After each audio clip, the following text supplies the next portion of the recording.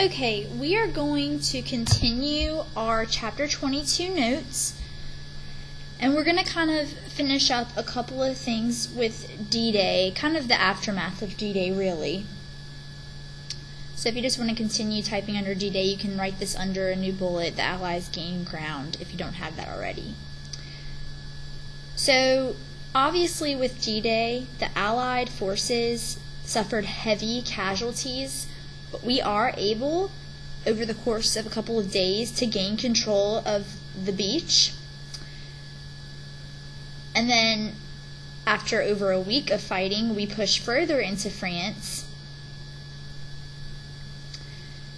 And within a month, we had landed over 1 million troops and, over 600,000 tons of supplies. Just, you don't have to know that number, but just, we basically make progress quickly once we gain control of that coastline because we're able to continue shipping materials in.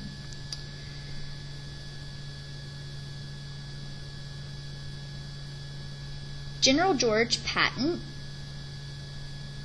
which is P-A-T-T-O-N, he is one of the Allied force commanders, and generals, I should say, and his forces are able to push further into France and eventually capture Paris and liberate it from German control.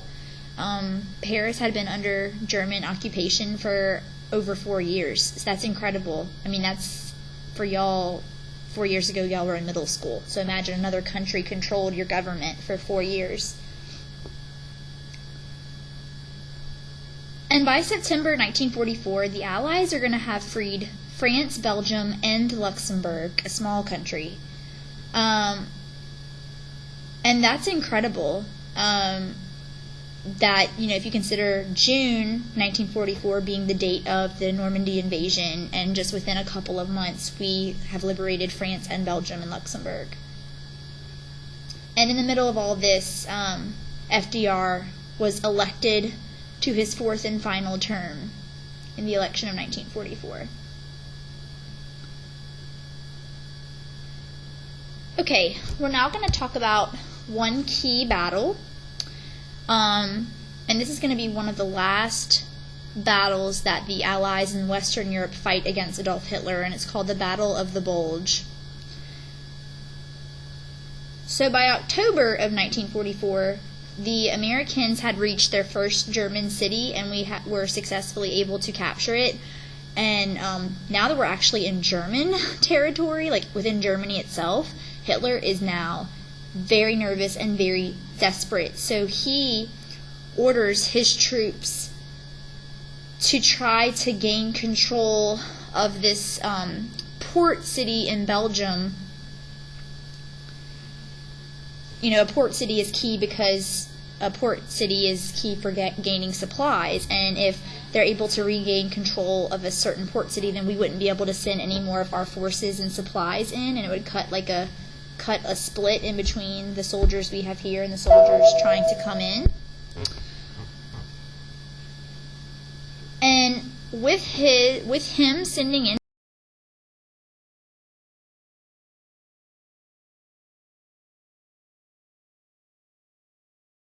line in our defense, because they kind of plow through deep into American territory and Allied territory, so it kind of created this point that came forward into, it's not like the whole line doesn't fall back in, to us losing territory, but part of it does, and so it creates this bulging shape. And the battle went on for over a month. It was a long fought battle. But by the end of it, we actually pushed Germany back. We pushed the bulge back, and we went even further into German territory. So they actually lost even more territory than before.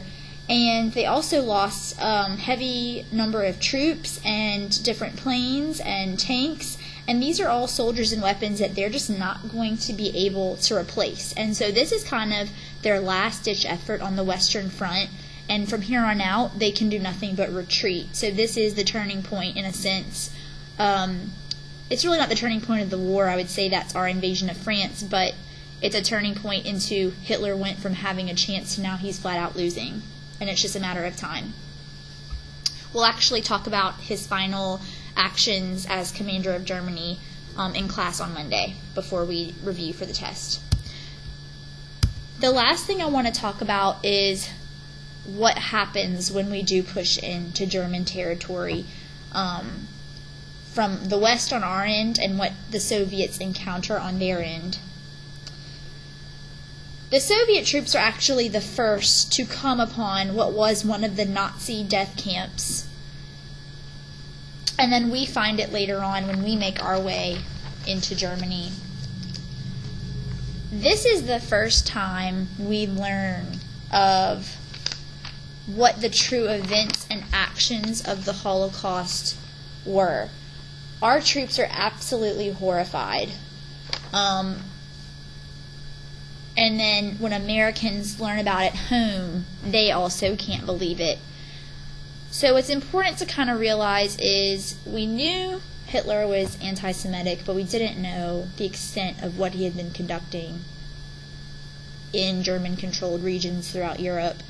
And now we have an idea. And we're going to spend way more time talking about the Holocaust at a later date via an activity, but I did want you to know that this is the point when our soldiers do come across these camps.